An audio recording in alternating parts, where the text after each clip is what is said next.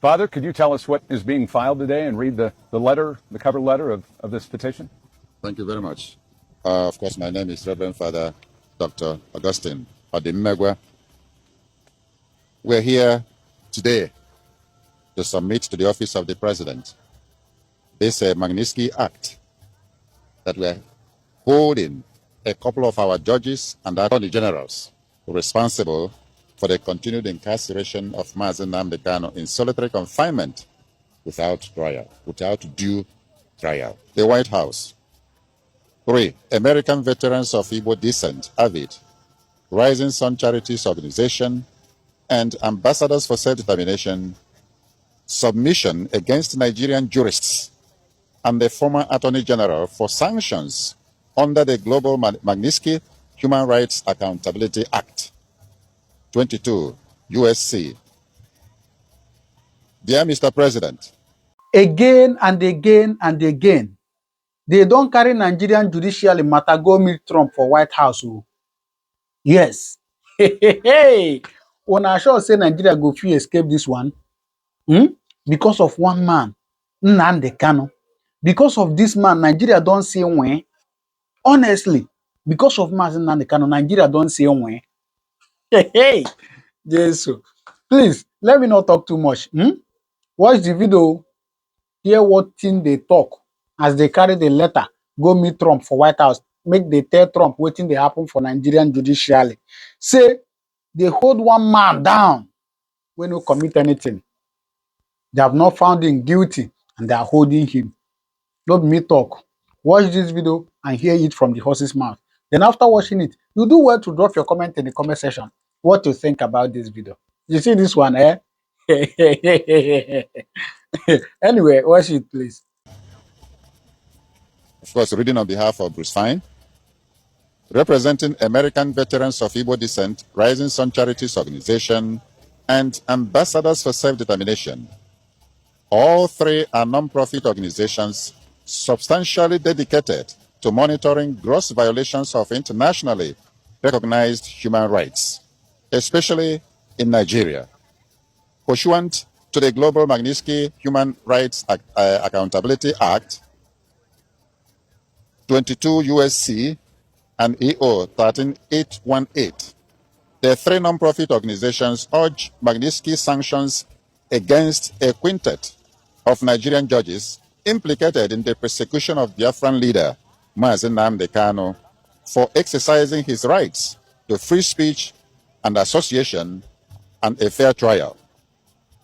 The names include Justice Binta Motala Nyaku, Justice Hama Simon Samani, Justice Hama Akawa Barka, and Justice Mohammed Lawal Garba, and former Chief Justice of Nigeria, Olukayode Ariwola. They also seek Magnitsky sanctions against former Attorney General Malam Abubakar Malami. The violations include ongoing arbitrary detention as determined by the United Nations Working Group on Arbitrary Detention, denial of the right to fair trial, judicial endorsement of Mr. Kanu's kidnapping, torture and extraordinary rendition from Kenya to Nigeria.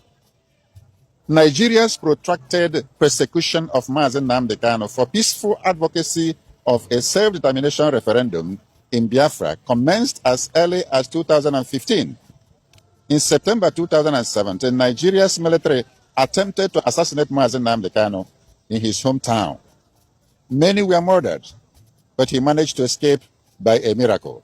In June 2021, Mr. Kanu was kidnapped and tortured by Nigerian authorities in Nairobi, Kenya, followed by extraordinary rendition to Abuja, Nigeria. He has been detained in solitary confinement without trial and without proper access to lawyers ever since. The United Nations Working Group on Arbitrary Detention found on July 20, 2022, that Nnamdi Kanu's detention violated 16 international human rights covenants.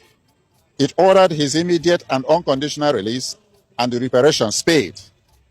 Nigeria has flouted the working group decision for more than 3 years now. On October 26, 2022, the Federal High Court Umuahia declared Mr. Kanu extraordinary rendition unlawful and unconstitutional and awarded damages to him.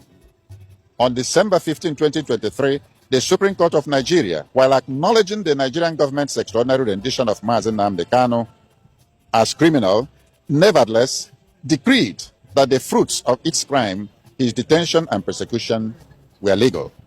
Bruce, could you tell us about the severity of the violations of justice? I mean, just how gross of an injustice is this, and where did they go off the rails in regards to how they treat Nnamdi Kanu? Well, a few pages of history often speaks volumes of logic here. The persecution really began even before the more recent kidnapping and torture in 2021. As far back as September in 2017, there's attempted assassination through the military to kill Nnamdi and his family and friends. Nnamdi escaped by a miracle. His friends, many of them were killed. And all of this is in violation of the international human right to seek self-determination. Indeed, that right was announced almost 250 years ago in our American Declaration of Independence. The right to government by the consent of the governed. A right that every group enjoys around the world. It wasn't limited to the United States. And the fact is that the Biafrans never joined Nigeria. They were forced at the point of machine guns by the British in 1914 to amalgamate with other portions of Nigeria. But there wasn't any vote, and so there's no need to secede from an organization you never joined.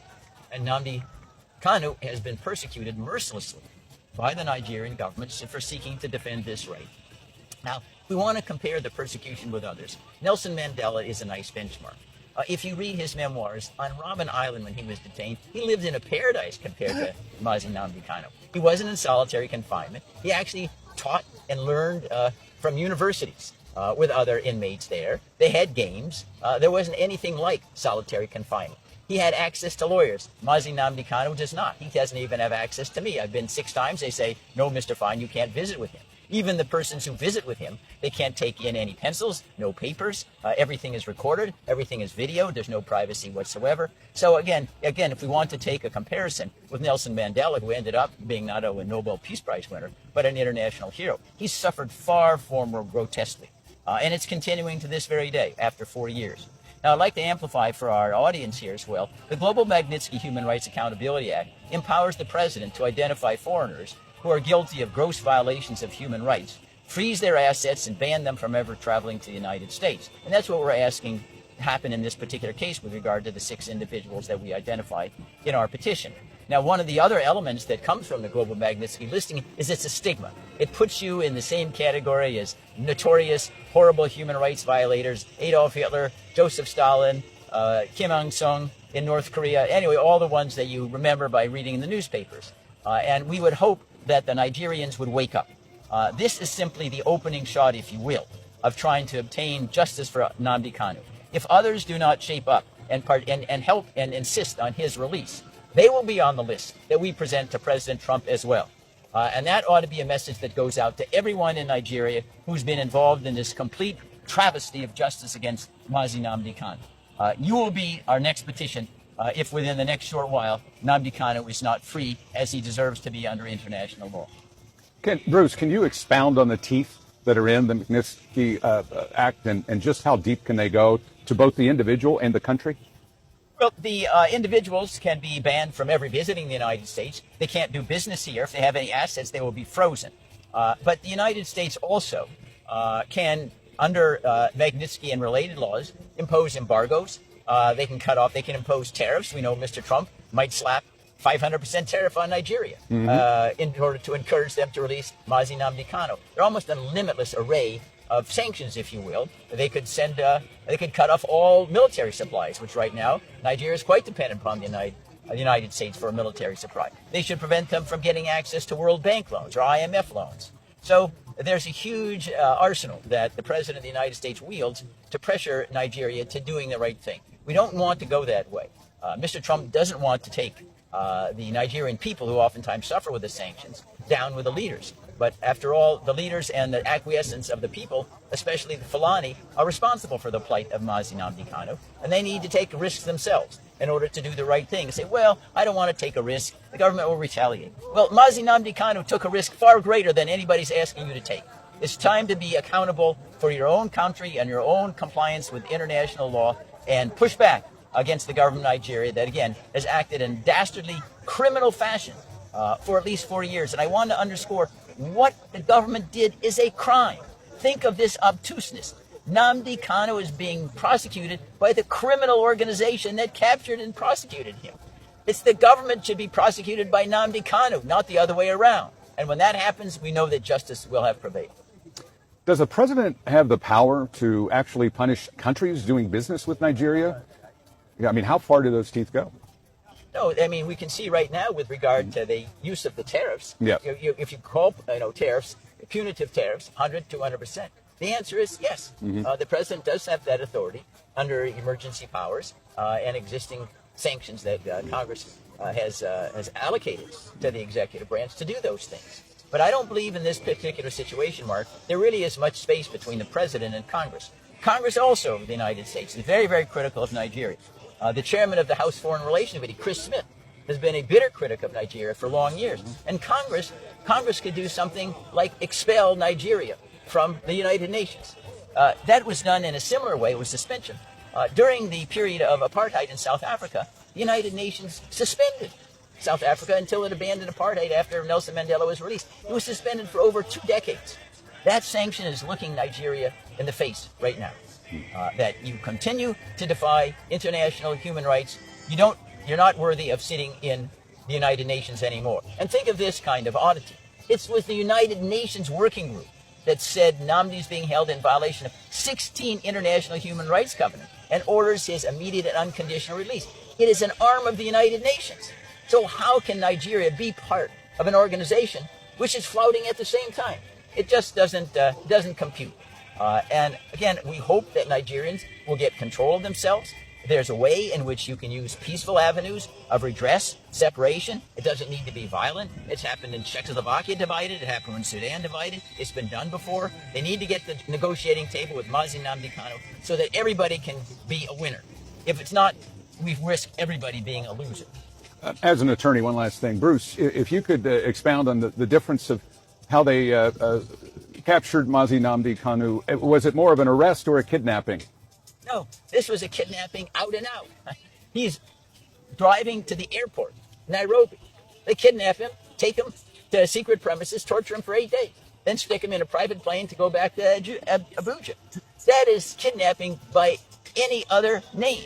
Moreover, the Nigerian courts themselves have acknowledged the kidnapping but said, well, it doesn't really matter. You can prosecute the fruits of your kidnapping, which runs contrary to all law. That is, a fundamental rule from the beginning of time is you shouldn't let crime pay. Well, what's happened here is the Nigerian courts have told the government, you can make crime pay. You can engage in crime to capture somebody and then keep them and prosecute them and put them in prison. That really turns justice upside down. Yeah.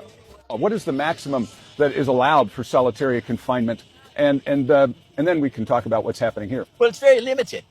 Solitary confinement in case of emergent circumstances might be necessary when you have an uprising and you need to isolate someone temporarily to quell some kind of rebellion or insurrection.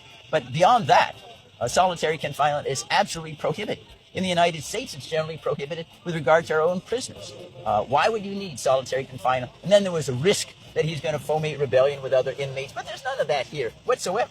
And moreover, there was never 1 second where Nnamdi Kanu was outside of solitary confinement. That is, there was never any evidence that putting him in inmates that were in a regular operation of a prison system would create any problem whatsoever.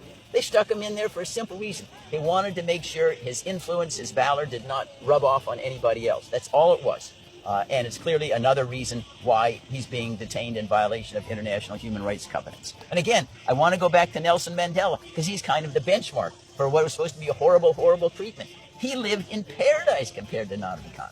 He was not in solitary confinement. He took courses online. He taught courses online and with other inmates and engaged in sporting activities. All of that being denied to Nnamdi.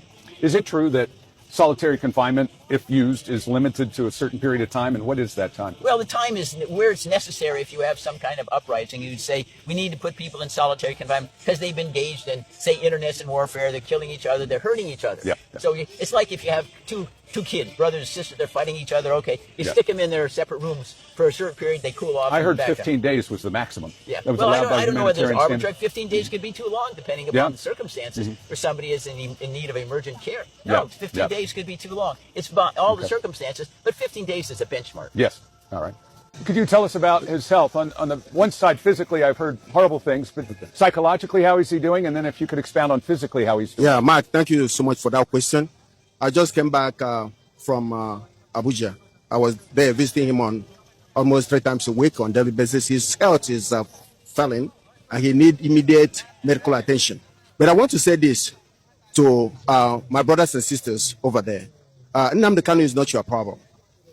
If anything, he's the solution. So the people that think that they are benefiting from keeping him and try to kill him, basically that's what it is, just like Father just said and Bruce said. You can't keep somebody for that long. It's just God that is holding on to his health. They need to give him the best medical attention, fly him out to maybe United States Yes. to be checked out and make sure that he's alive.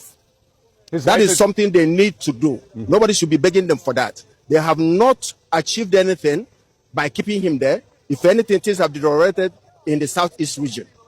Things were not so 4 years ago.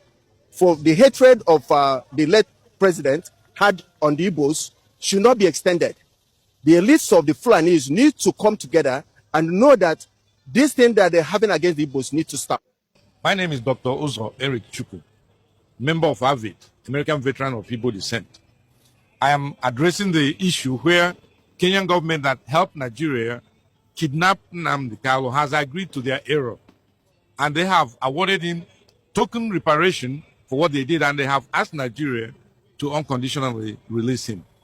So if Kenya that helped them now understand that they made a mistake, Nigeria has no footing to continue to keep Nnamdi Kanu under detention and inhuman torture and punishment. This document contains the details of all the atrocities committed by these judges. All right. So after seeing it, what do you think? Voila, do well to drop your comment in the comment section what you think, all right? I'll see you in my next video. Thank you very much, and may God continue to bless you.